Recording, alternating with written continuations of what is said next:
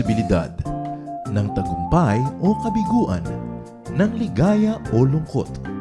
Kaya marapat lamang na tanggapin si Jesus bilang tagapagligtas at Panginoon. At matapos yun ay panariwain ang katapatan at paglapit sa Kanya bawat araw o day by day. Ang day by day ay naglalayong umalalay sa pang-araw-araw na pamumuhay. Narito po si Kuya Ed Lapis sa mensaheng pinamagatang Kalayaan sa Lumang Pagkatao.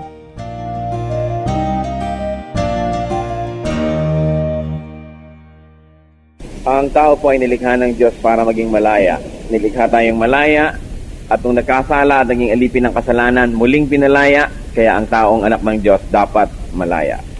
Ang lumang pagkatao po ay isang bilangguan. It's a prison that inhibits, limits all of us. Kaya dapat mayroong kalayaan po tayo mula sa lumang pagkatao. Yan po ang tema ng ating pag-aaral sa sandaling ito, kalayaan sa lumang pagkatao. Salamat po aming Diyos sa iyong kabutihan sa amin. Salamat po at minamarapat nyo na kami maging malaya mula sa kasalanan. Salamat din po at binibigyan nyo kami ng kapangyarihan upang makapamuhay ng may kalayaan. Pinupuri namin kayo sa inyong gawa sa aming buhay. Salamat po sa inyong pag-ibig, sa inyong malasakit sa amin. Nawa Panginoon sa aming pagdulog sa iyong harapan. Kami po ipakalinisin ninyo. Kung anuman po ang nalalabdi pang mga kasalanan sa aming puso, inilalapit namin, patawarin niyo po kami. Masabi mang lahat ng aming labi o hindi. Hugasan niyo po kami sa aming mga kasamaan, sa aming mga kalikuan, Panginoon. Wash us with the blood of Jesus. Make us worthy to hear your word, not because of who we are, but because of what Christ has done for us. At sa kanyang pangalan, sa kanyang kalinisan, at sa pamamagitan ng kanyang dugo, kami po'y lumalapit sa inyong harapan, dumudulog, humihingi ng kaliwanagan. Nawa pagpalain niyo po ang iyong mga anak, bigyan niyo po kami ng kaliwanagan, at itaas niyo po ang iyong pangalan sa aming kalagitnaan. We commit this time to you, Father. May you be our speaker. Lead us powerfully. May your words become medicine for our sick souls, and may your words become our strength. Infill us, empower us, O Lord. With the name of the Lord Jesus we pray, and we confident that you hear our prayer. Kalayaan sa lumang pagkatao. Ang tao po kasi ay laging merong duality, at ang mahalagang matanto natin at maunawaan ng lubos, ang dalawang pagkatao ng Kristiyano. Ang Kristiyano po ay merong dalawang pagkatao. Sabi po sa pangalawang Korinto 5 hanggang 17, 2 Corinthians 5:17, kaya't ang sino mang nakikipag-isa kay Kristo ay isa ng bagong nilalang. Wala na ang dating pagkatao, siya'y bago na. Kaya nagkakaroon tayo ng isang bagong pagkatao, isang bagong puso, isang bagong personalidad, at kailangan mawala na yung dati. Subalit, yun ay kuminsan ay nagpipilit pa rin mabuhay, at kung bibigyan natin ng pagkakataon, ay nakakasingit-singit yung dati nating pagkatao, at kuminsan siya pa ang nagwawagi. Ano po ang mga katangian ng bagong pagkatao? Mahalagang maunawaan natin ang bagong pagkatao. Ang bagong pagkatao, unang-una po ay bata pa. Kahit matanda na ang ating edad, ay bata pa rin yung bago nating pagkatao. Sabi sa una, dapat ay palakihin ito. Dapat sapagkat bata ay dapat arugain, dapat lumaki, dapat palakihin. Katulad ng mga bata na tao, batang hayop, batang halaman, dapat ay lumalaki. 1 Corinthians 3:1, mga kapatid, hindi ko kayo makausap tulad ng ginagawa ko sa mga taong nagtataglay ng Espiritu. Kailangan kausapin ko kayo bilang mga taong namumuhay ayon sa laman, mga sanggol pa sa pananampalataya kay Kristo. Kaya si Paul gusto niya sanang kausapin ang mga tao sa church ng Corinth bilang mga mature people, but he couldn't. Sabi, kailangan ko pa kayong kausapin na parang mga sanggol sapagkat ganyan ang estado ninyo sa inyong pananampalataya. Di po ba't pagbata ang ating kausap, iba yung level ng ating pakikipag-usap? Sinisimplify mo kung minsan, pinapagaan yung mabigat kasi bata. Kaya pagka medyo matanda na, nagtatampo yung mga kabataan at para doon sila itinatratong bata dahil gusto nila maitrato na mature. But it has to be deserved, it has to be earned. At sabi ni Paul, gustuhin ko man, nakausapin kayo bilang mga mature people, hindi ko magawa. I talk to you like I would talk to infants. So dapat palakihin yung infant na yun. The infant, the young, new person inside of us. At ano pang dapat natin gawin sa ating bagong pagkatao? Sapagkat ang sino man na tumatanggap kay Kristo ay isa ng bagong nilalang. Dapat palakasin ang ating bagong pagkatao. Parang bata, parang baby, binibigyan mo ng mga vitamins, pinapakain mo ng masasarap, ng mga nutritious food, ine-exercise, pinapaarawan, para lumakas. Sapagkat mahaba ang buhay na darating at maraming kakabakahin. Ephesians 4:14, hindi na tayo matutulad daw sa mga batang nadadala ng bawat aral, parang sasakyang dagat na sinisiklot-siklot ng mga alon at tinatangay ng hangin. So ganun pala ang isang kahulugan ng parang bata. Wala kang paninindigan, kung saan ka ipaling ng hangin, nandun ka, kung saan ka dalhin, nandun. Sabi, dapat tayong lumampas.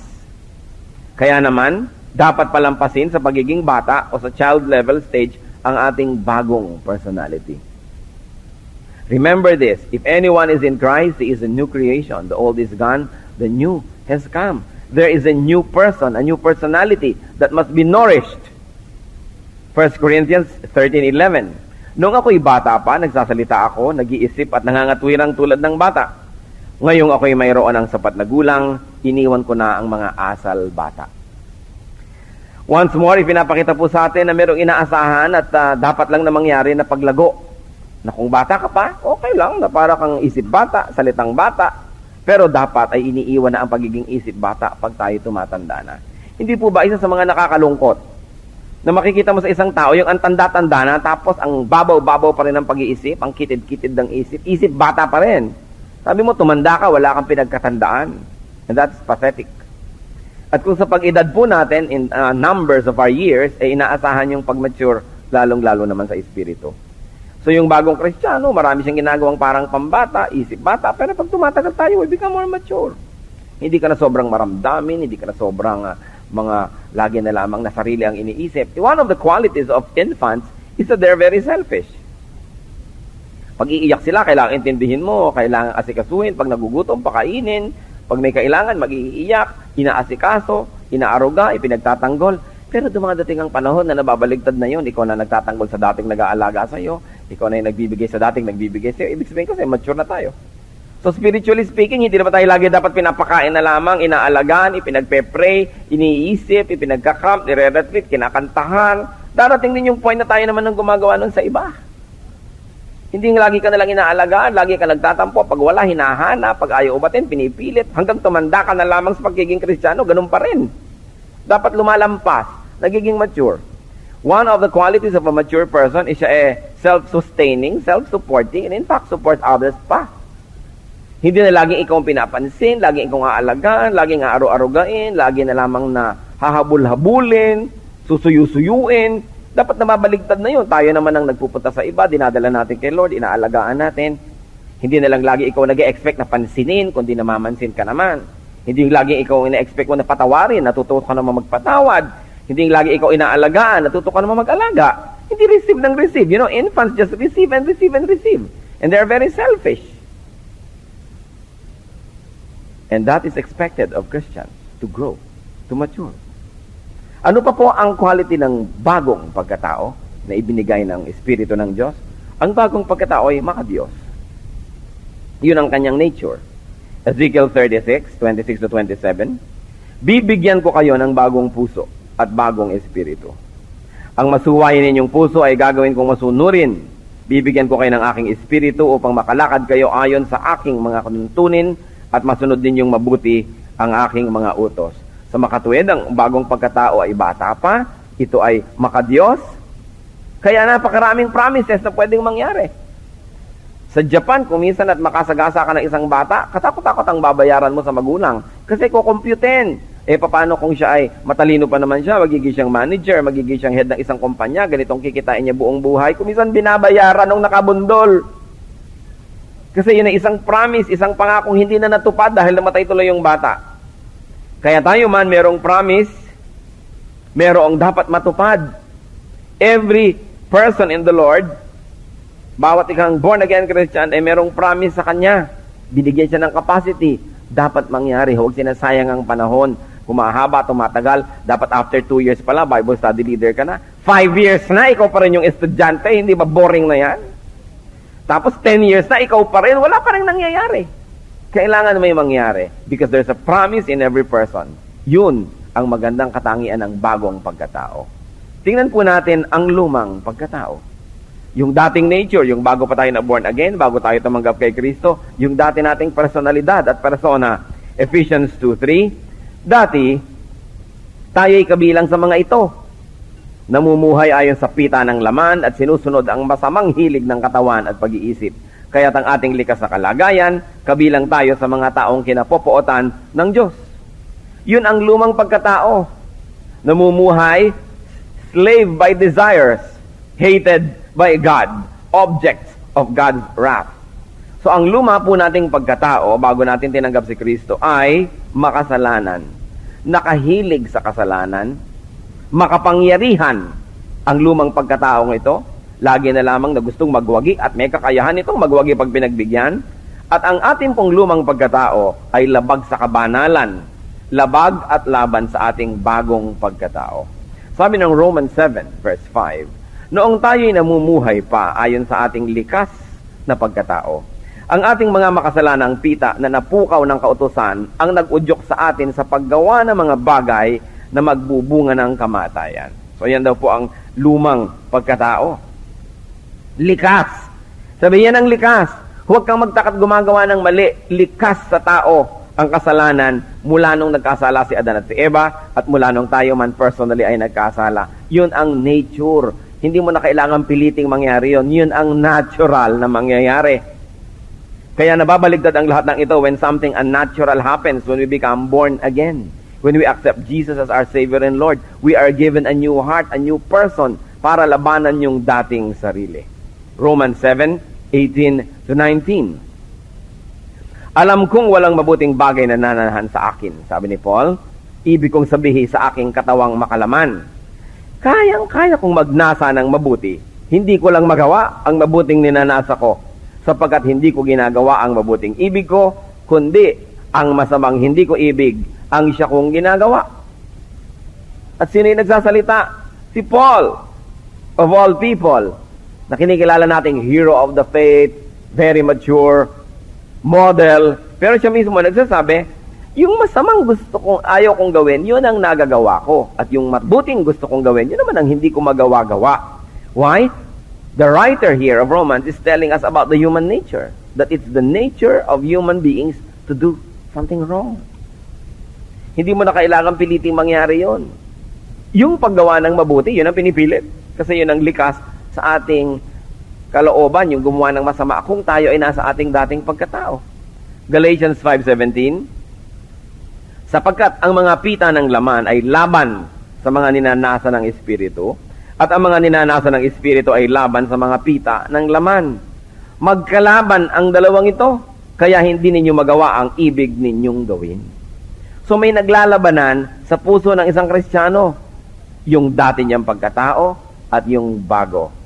Kung sino ang kampihan niya, kung sino ang tangkilikin niya, yun ang mananalo. At ano pa po ang masasabi tungkol sa ating lumang pagkatao?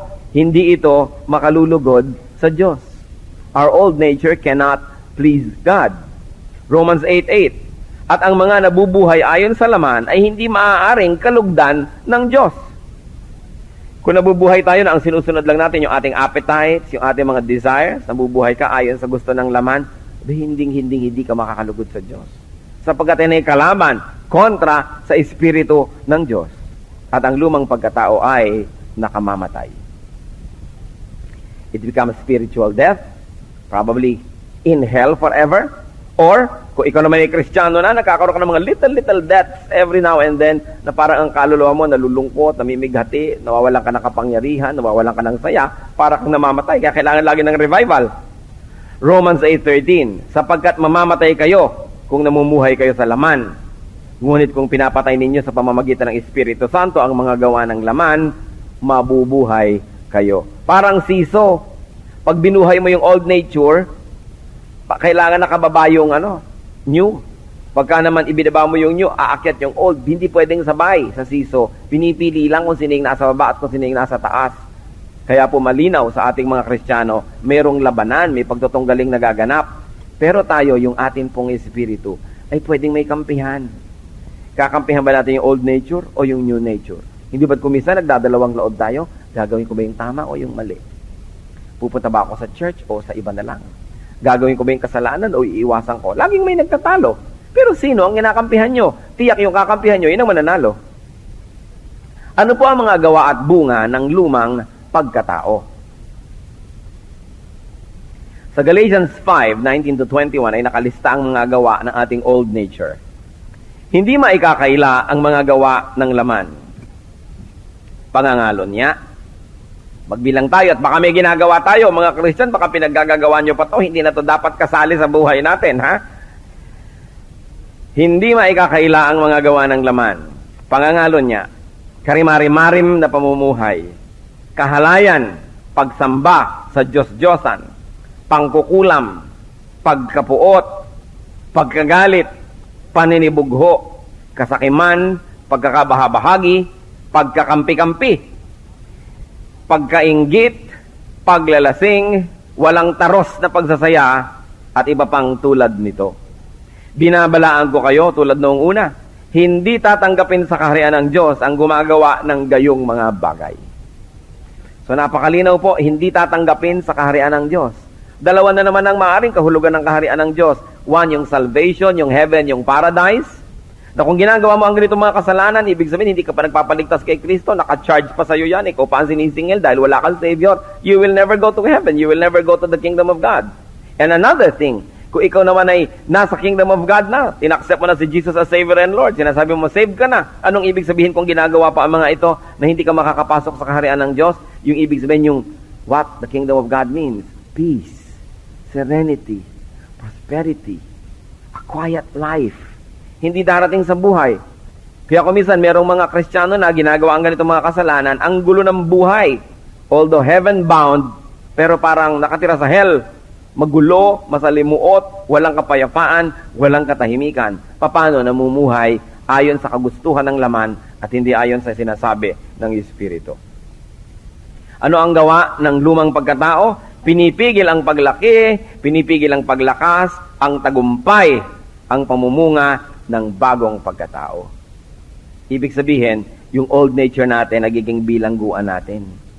Nagiging tanikala, nagiging gapos.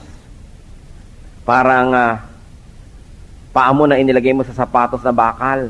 Ayaw lumaki-laki kasi nakakulong. Kailangan makalaya. Kaya habang nandun tayo sa old nature, we become prisoners and we remain prisoners. Paano nyo po malalaman kung kayo prisoner? Gusto nyong may gawing mabuti, di nyo magawa. Meron tayong gustong talikuran na kasalanan, bisyo, bitawan na lifestyle, di mo magawa. Ibig sabihin, di ka malaya. You have no command of yourself. You are not in control. Why? Because the old nature is in control. Wala naman po sigurong tao na completely in control and under the control of the sinful nature. Pero kung minsan, a big part of us. Halimbawa, meron ng part of yourself na isuko mo na sa Panginoon, pero meron pang hindi. E di sa area na yung prisoner ka pa rin. Ang kailangan sa atin, total freedom. And do you think it is not possible? It is possible. With God, nothing is impossible. Siguro impossible to be perfect. But we can get nearer and nearer to perfection. Yun ang mahaganda, nagmamature ka. Hindi dong nasasayang ang araw. Hindi ba't kumisan merong estudyante, first year high school, 3 taon na, first year high school pa rin. Sayang ang panahon, hindi umasenso. Dumaan na yung panahon, yung growth na dapat kasabay ng pagdaan, hindi nangyayari. Ganon din po sa ating spiritual life. Hindi enough na sasabihin nyo, 8 taon na akong born again, 10 taon, pero kita ba sa buhay? Kita ba sa kaluluwa? Kita ba sa lifestyle? Hindi nadadaan sa bilang-bilang lang yan. Tulad na sinasabi, ang church namin, 50 years old, 40 years old. Kita ba yung maturity sa church? O tumanda na lang ng tumanda nang walang pinagkatandaan? The same old story, the same old mistakes. Kailangan po natin ang kalayaan mula sa lumang pagkatao. At nakikita natin na tayo malaya, ano po mga senyales? Tayo ay nakapaglilingkod. Kasi ang katamaran, isa yan na part ng old nature. Yung ayaw mo ng commitment, ayaw mo maglingkod, ayaw mong may responsibility. Gusto mo dumadating ka lang sa church kung ibig mo, umaalis kung ayaw na. It's a prison. One of the signs that you are free is that you serve. Because we were created by God for good works. We were created to serve. God is a servant, and we should follow Him in His footsteps. That's why if you are not serving, you should look at the reason why not. Dahil ba sa aking pagiging makasarili, sa aking katamaran, sa aking pagiging mahiyain? Prison pa rin yung pagiging mahiyain. Alam nyo, mahirap maging makadiyos kung kayo mahiyain. Kasi hindi kayo makatanggi sa mga mali, hindi ka makagawa ng tama, hindi kayo makapag-share, puro hiya. Hindi gawa ng Diyos yan. Ang ibig ko po sabihin ay yung hiya na wala sa lugar. Siyempre, dapat meron tayong hiya. Pero hindi yung gagawa ka na lang mabuti, nahihiya ako. Bigyan mo ng Bible yun, nahihiya ako. Mag-lead ka ng Bible study, nahihiya ako. Hindi na yan gawa ng Diyos. Kumanta ka, nahihiya ako. Puro na lang hiya, wala na maipaglingkod. O kaya tinatamad, o kaya proud, ayaw ma-reject, ayaw mapintasan. It's kind of pride. And still that is a prison. Isa pa pong palatandaan na tayo nga ay malaya, ay meron tayong pagkakaisa. Nakikiisa tayo sa ating mga kapatiran, nakikiisa tayo sa gawain ng mga kapatiran, hindi laging gusto mong bukod, laging gusto mong solo, laging gusto mong angat, because that part is belonging to the old nature, yung selfish, yung self-seeking all the time. Ano pa po ang ginagawa ng lumang pagkatao? Ito ay humahati sa isip, sa puso, at sa lakas ng Kristiyano. Romans 7:15, again, Paul speaks here. Hindi ko maunawaan ang aking sarili, sapagkat hindi ko ginagawa ang ibig ko, bagkos ang bagay na kinasusuklaman ko, ang siya kong ginagawa. At kung meron pong nakikinig ngayon na ganito, ang iniisip sa sarili, di kayo nag-iisa. Kasama si Paul. Paul was saying the same thing. Sabi, I do not understand what I do. For what I want to do, I do not do. But what I hate, I do. It shows us the dilemma of the old nature. Ano pa po ang ginagawa ng lumang pagkatao natin? Yung hindi sa Diyos, kundi sa sanlibutan, nagpapaatras sa Kristiyano. Imbes umabante ang Kristiyano, paatras ang paatras. 2 Peter 2:22. Kung magkagayon, angkop na angkop sa kanila ang kasabihang, ang aso ay hayop, likas ang damdamin na isinuka ay nagbabalik din. Ito namang baboy, paliguan mo man, babalik na muli sa dating lubluban. So, ano daw? A dog returns to its own vomit.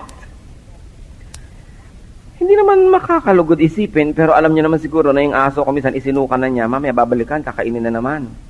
Sabi niya, nakakadiri naman. But that is only just like physical food. Paano yung iniwan nyo na yung kulasisi nyo nung naging kayong spiritual, tapos mamaya binabalik-balikan nyo na naman, yun din yun, nakakadiri. Sinuka na, tinanggi na, inalis na, binabalikan na naman. Tumigil na sa mga bisyo, eto't bumabalik na naman. Tinigilan na ang mga pagchichismis at sobrang mga pagkatabilan, eto bumabalik na naman, nagbabackslide. Ayan, the dog returns to its own vomit. Ano daw yung mga baboy? Hilahin mo man mula sa lubluban, paliguan, at ang linis-linis, lagyan mo ng ribbon at pabango. So oras na makawala, balik na naman sa putik. Yun daw ang nature ng dating pagkatao na dapat maalis na sa atin. Hindi yung pagka hindi na nabantayan, gumagawa na ng mali. Hindi yung pagka hindi na nakikita ng pastor o ng mga kapatiran ni kung ano-ano nung himala ang pinagagagawa sa dilim. Yung iba nga masyadong malakas ang loob, sa liwanag pa naghihimala. At kakanta pa ng bakit ako mahihiya. Talagang sobrang na-twist na ang kahulugan. Umaatras imbes umasenso. You know, in Christian life, nobody is standing still. Sabi nga ng isang matalinong observant, Christian life is like riding a bicycle. The moment you stop moving forward, you fall. Dapat forward ka ng forward. It is your momentum that keeps you up. Pero oras na tumigil ka, you begin to fall. Ano pa po ang gawa ng lumang pagkatao? Humahad lang sa pagpapala. Hindi tuloy makarating-rating sa atin ang pagpapala. May mga abala. Nagdudulot ng personal at pagmadlang lungkot, gulo, at kabagabagan sa buhay. Maraming reserbang pagpapala ang Diyos sa atin, pero may nakabara hindi makarating. At ano yon? Ang ating lumang pagkatao. Ang ating mga pinaggagawa na boring na, paikot-ikot na lang yun ng yun. Hindi na naiba. Ano pa po ang gawa ng at bunga ng lumang pagkatao? Ito'y nagbibigay sa diablo ng hawakan para kontrolin ang tao. Tingnan nyo po yung kaldero, may kaprasong tengang hawakan, nabubuhat nyo, napapaikot nyo, ganoon din yung kawali. Subukan nyo ang kawaling walang tenga. Subukan nyo ang mga kalderong walang tenga, di hindi nyo nahawakan, hindi nyo nabuhat, hindi nyo napaikot. Pero yun daw ang ating kasalanan, yung gawa ng lumang nature, parang tenga ng kawaling nahahawakan ng diablo, napapaikot tayo, nabubuhat, naihahampas-hampas, kasi may hawakan. The moment that you live in sin, the moment that you allow Satan to control you, then that's the end of your spiritual growth. Napapaikot ka, palulungkutin ka, gagalitin ka, paseselosin. Ang dali-daling nagagawa ni Satan kasi may hawakan. At ang hawakan na yon, kasalanan. Kaya ang sabi sa Ephesians 4:27, huwag daw magbibigay sa dyablo ng anuman, ni bigyan daan ang dyablo. Huwag daw bibigyan. Do not give the devil a foothold.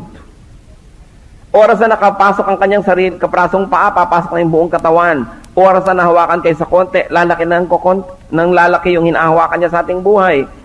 Maaaring yan ay emosyon, maaaring materialism, maaaring fear, maaaring lust, whatever. But through that, Satan can control people. Kailangan po magkaroon ng kalayaan mula sa lumang pagkatao. Yan ang ating goal. Nagse-celebrate pa naman ang bayan ng kalayaan ng ating republika. Mahalaga po ang kalayaan sa lumang pagkatao. Unang-una, paano nangyayari yan? Pamumuhay ayon sa Espiritu. Hindi ayon sa laman. Yung ang sinusunod natin, yung Espiritu. Paano tayo magiging malaya? Sinusunod ang Espiritu. Sabi ng Espiritu, right turn, di right turn kahit gusto nating left turn. Sabi ng Espiritu, forward, di forward kahit gusto nating backward o stop. Sabi ng Espiritu, up, di up kahit ang gusto natin down. Yan lang naman po ang simpleng-simpleng kahulugan ng mamuhay ayon sa Espiritu. Sundin ang kalooban ng Diyos. Hindi yung sarili. At huwag nang magdalawang loob, huwag nang magdalawang isip pa, huwag nang magpalito-lito pa, yung gawin na yung tama. Whatever the price. May price din naman yung gumawa ng mali eh. Sasabihin ng iba, ang hirap naman magpakabanal. I agree. Pero mahirap din naman magpakasama. Pareho lang mahirap yan. Doon ka na lang sa panig ng Diyos. Magpakabanal ka na. Pareho lang mahirap gawin. Romans 8:4. Ginagawa niya ang lahat ng ito upang ang hinihingi ng kautusan ay maisakatuparan sa atin na namumuhay ayon sa Espiritu at hindi ayon sa laman. Remember, ang kalaban po natin yung ating flesh, yung ating desires, yung selfishness. Sabi, huwag mong pakinggan yan. Ipapahamakan yan. Galatians 5:16, ito ang sinasabi ko sa inyo. Ang Espiritu ang gawin ninyong patnubay sa inyong buhay at huwag ninyong susundin ang pita ng laman. Kumisa napakadaling sabihin pero parang mahirap gawin. Alam niyo po kung bakit humihirap gawin to? Kasi binibigyan pa natin yung sarili natin ng choice, ng option. Wala na lang. Yung mabuti na lang ang gawin, huwag nang isama sa pinagpipilian yung mali. Kasi oras at isinama ninyo yan sa pinagpipilian, napakalaki ng pagkakataong yun ang pipiliin. Huwag na lang. Wala na lang choice. Pasimplihin ang buhay. At dito naman mag-ooperate yung ating faith. Na sumusunod ka. Ano naman ibig sabihin ng faith? We walk by faith, not by sight.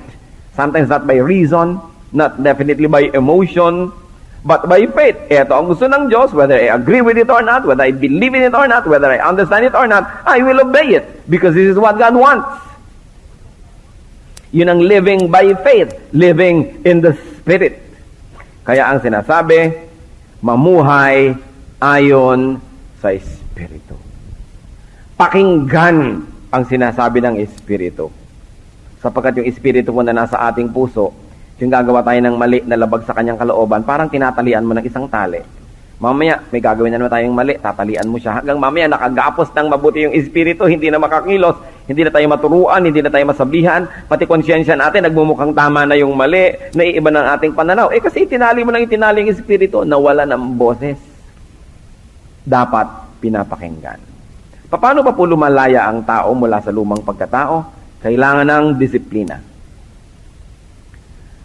Kailangan yung tinatawag na kapahamakan ng katawan. Ano po ba yung kapahamakan ng katawan? 1 Corinthians 5:5, one of the most intriguing verses in the New Testament.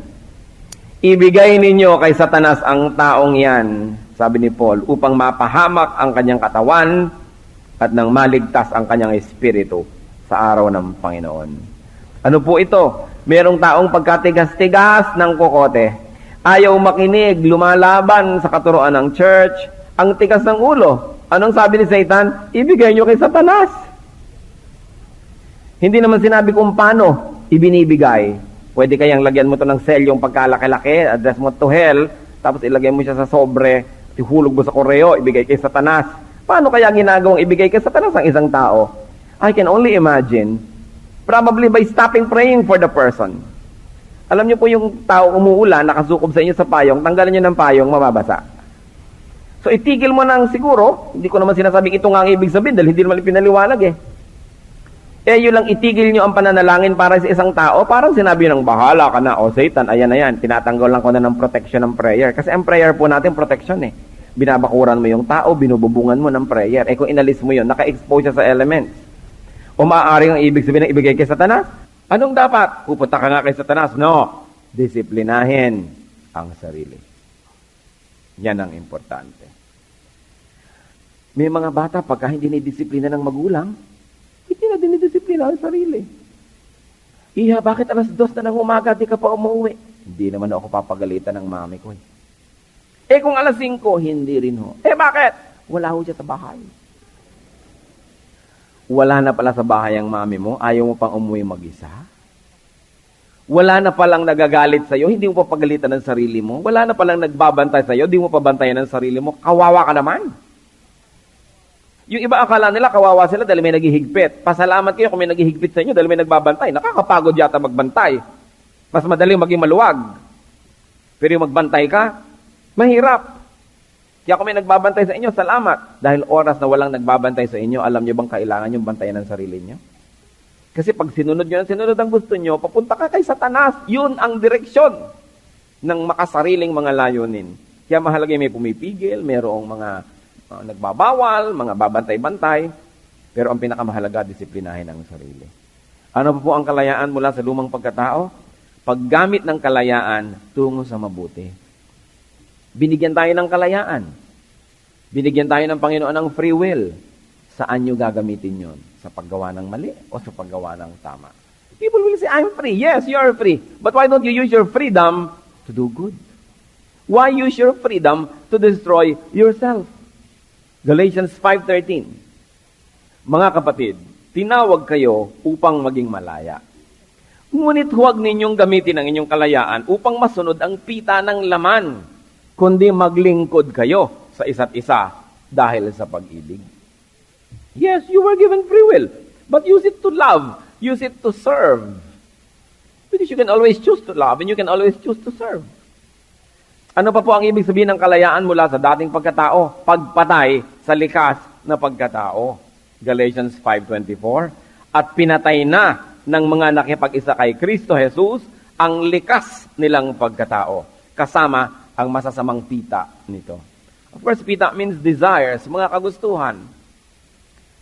Pinatay na daw ng mga nakipag-isa kay Kristo yung dati. Hindi na laging binubuhay-buhay. Kayo ba naman meron ng patay, hukayin nyo pa? Hindi na, patay na, inilibing na. Tama na. Hindi pa balik-balik.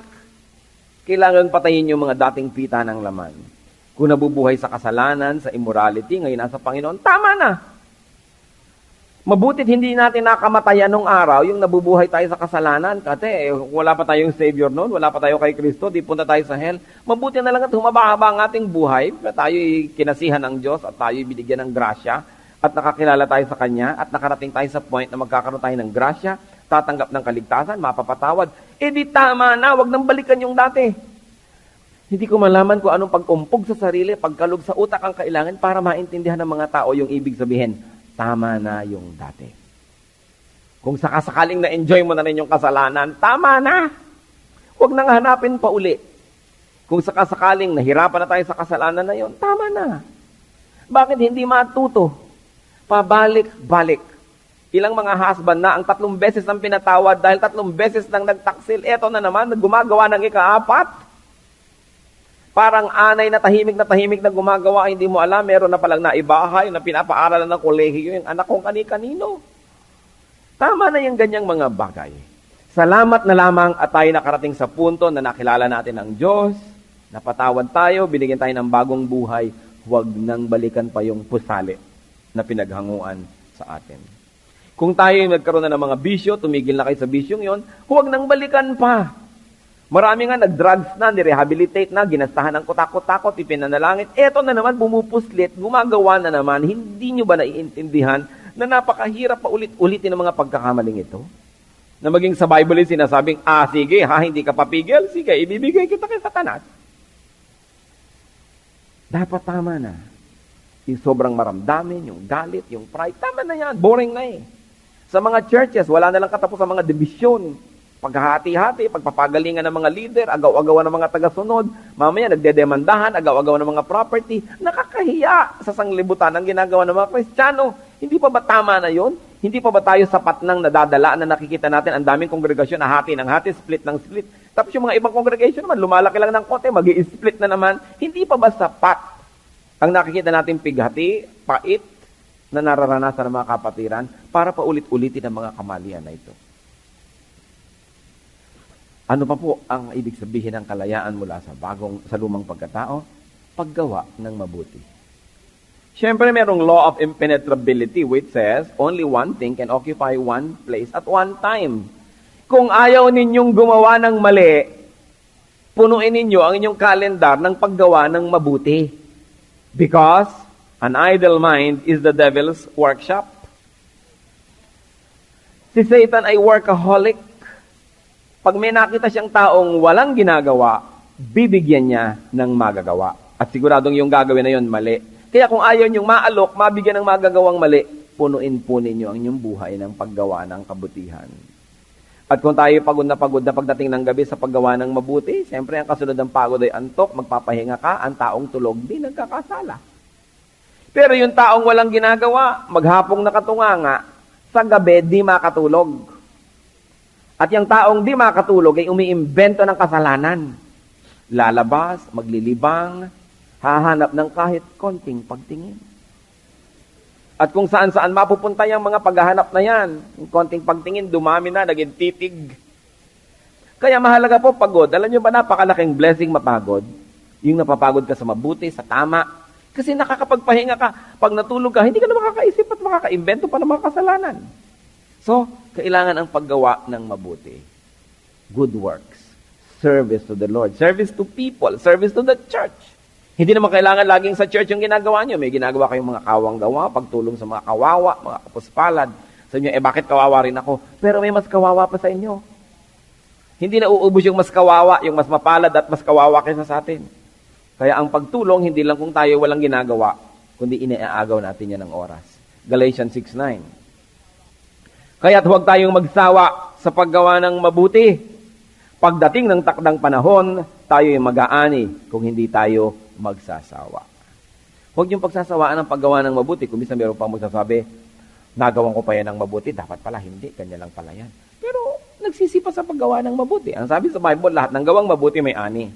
Maaaring hindi nyo agad-agad nakikita, pero darating. O maaaring dumadating na hindi nyo lang napapansin, pero hindi magsisinungaling ang salita ng Diyos, ang lahat ng gawang mabuti may gantimpala.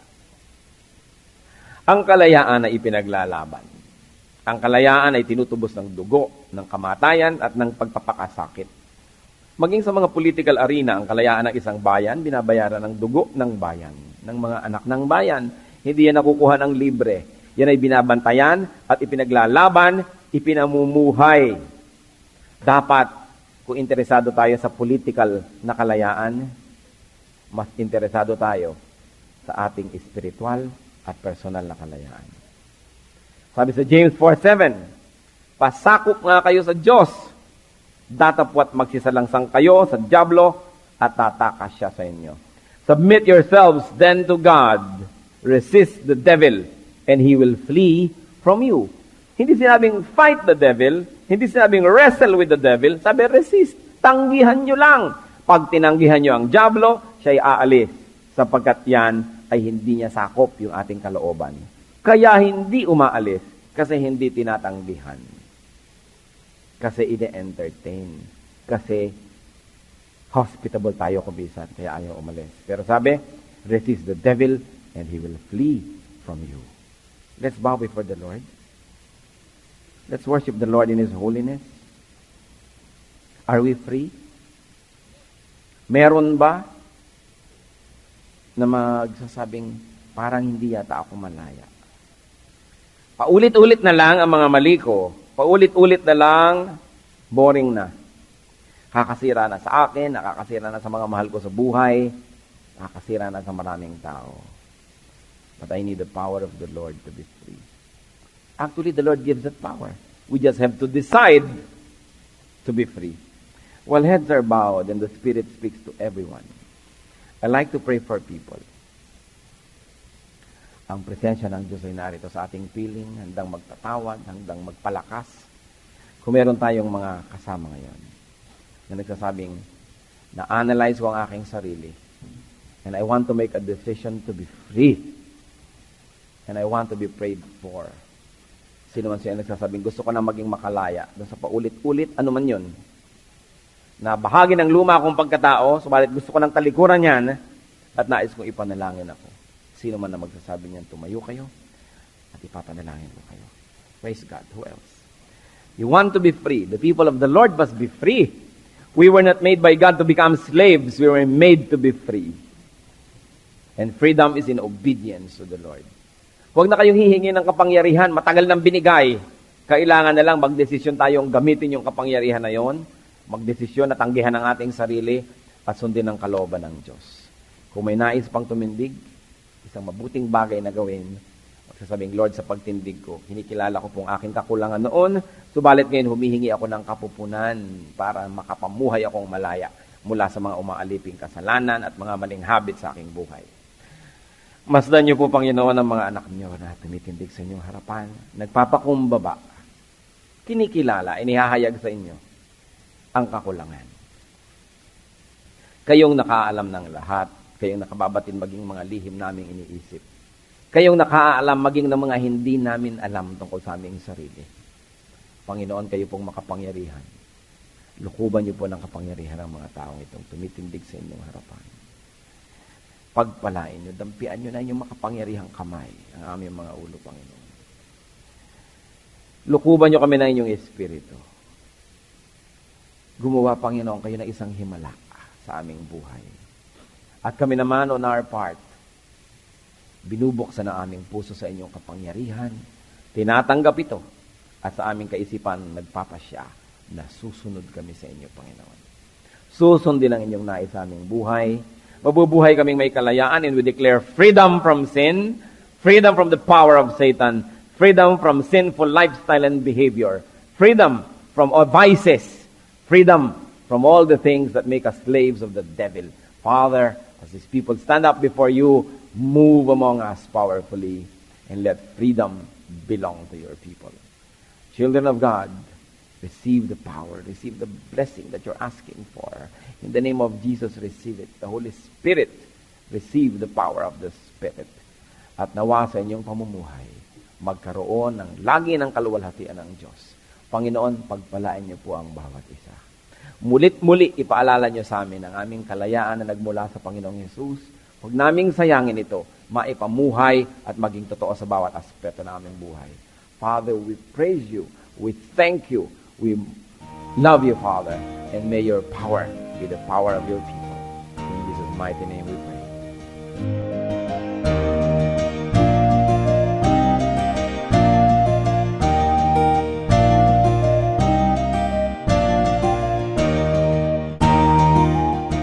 Ang katatapos pong mensahe ni Kuya Ed Lapis ay pinamagatang Kalayaan sa Lumang Pagkatao.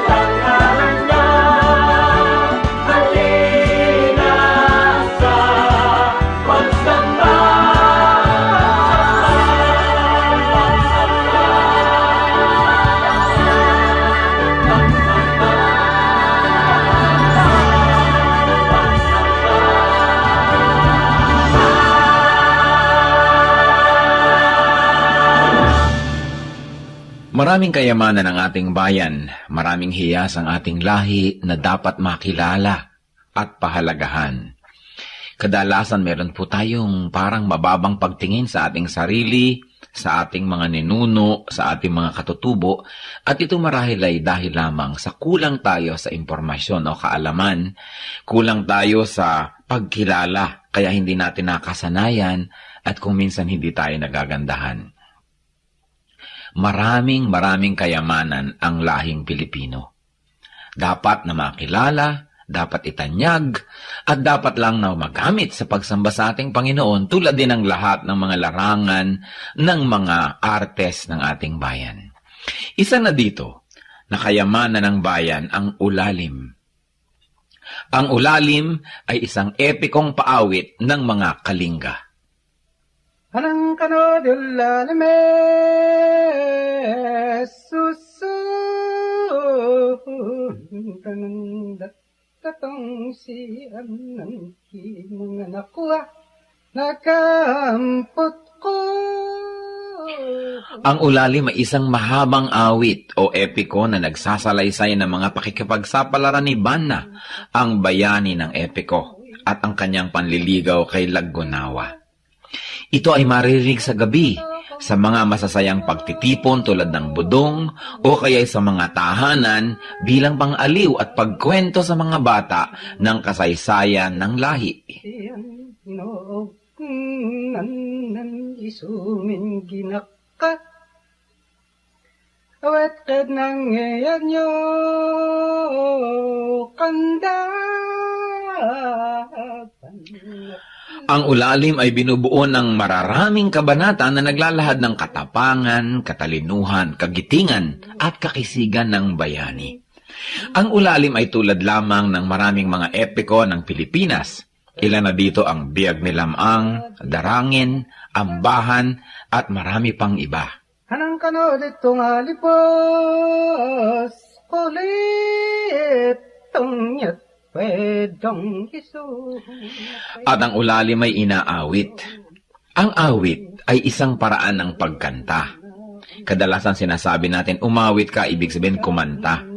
Ang awit ay isang uri ng pagkanta na parang pakwento na hinahagod ang mga tunog na parang pasyon. Ang pasyon ay isang awit.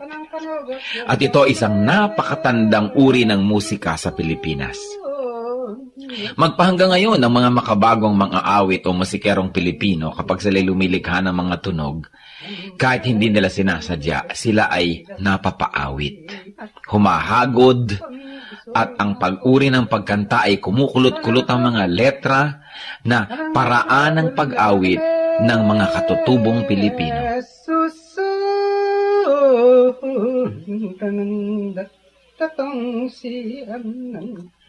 Kilalanin po natin ang mga awit, ang mga epiko ng ating bayan. Hindi tayo salat sa mayamang kultura. Kulang lang tayo sa pag-aaral at kulang lang tayo sa pagkilala. Kung mahal natin ang Diyos ay dapat mahalin ang bayan na ibinigay sa atin. At ang bayang yan ay ang Pilipinas at ang kulturo ng Pilipinas ay dapat kilalanin, itanyag, mahalin, gamitin sa pagsamba. Ulalim, epiko, hiyas ng lahi, kayamanan ng bayan.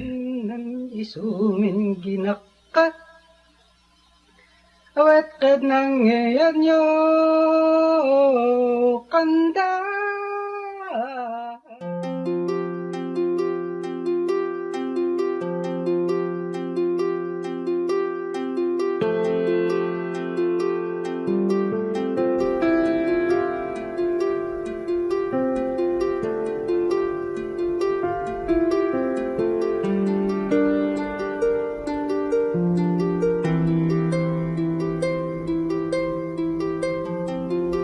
Panginoon, ang sabi niyo sa akin, lumapit lang sa inyo. Ibig ko'y diringgin, pasanin ay aalisin. Lahat ng kabigatan ng isip at katawan, ilalagak ko na sa inyong kanlungan. Nais kong madama haplos ng iyong kamay, paghako sa damdamin, sinisiklot ng buhay. Nais kong madama init ng iyong yakap.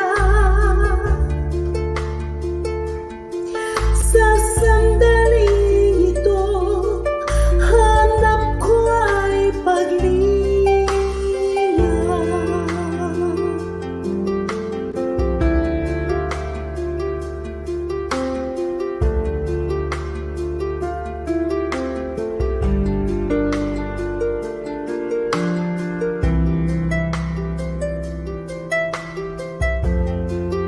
Panginoon, tinatanggap ko po ang inyong paanyaya.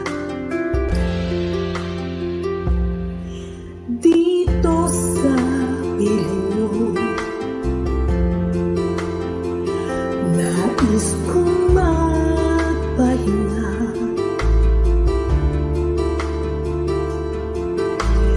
Ang pagod kong puso, naghahanap ng ligaya. Napatan ng lunas, bigyan ng pag-asa. Nais kong madama haplos ng iyong kamay, paghakot sa damdamin, sinisiklot ng buhay. Nais kong madama init ng iyong yakap. Sa sandaling ito, hanap ko ay paglinaw.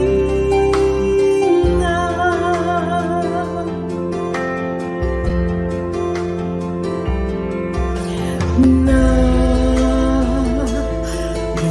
ako ngayon, ituloy mo sa bisig ng iyong pagmamahal. Nais kong madama haplos ng iyong kamay, paghakot sa damdamin, sinisiklot ng buhay. Nais kong madama init ng iyong yakap. Sa sandaling ito, hanap ko ay paglinaw. Nais kong madama haplos ng iyong kamay, paghakot sa damdamin, sinisiklot ng buhay. Nais kong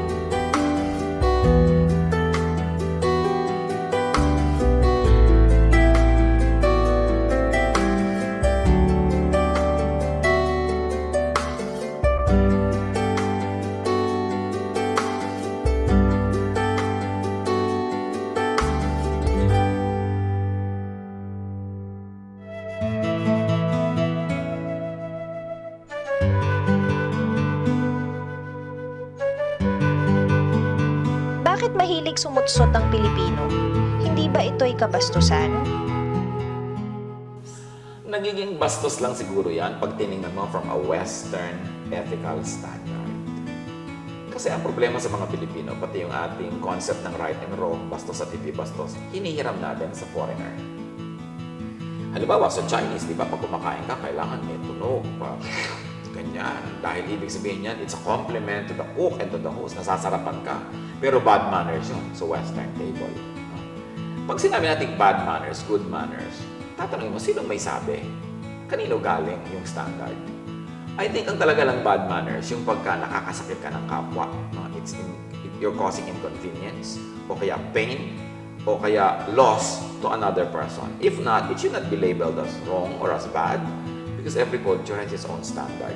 Ngayon, kontradisyon natin sumusuwit at sa ating local na pananaw, ang mga lola natin hindi siguro nababastusan kung may sumusuwit, it should not be counted as bastos. However, because it is undeniable and inescapable that we are also now governed by Western ethical standards, mas mabuti sigurong huwag ka na lang nagsususuwit lagi, lalo kung may ma-offend na iba na pala yung pananaw niya.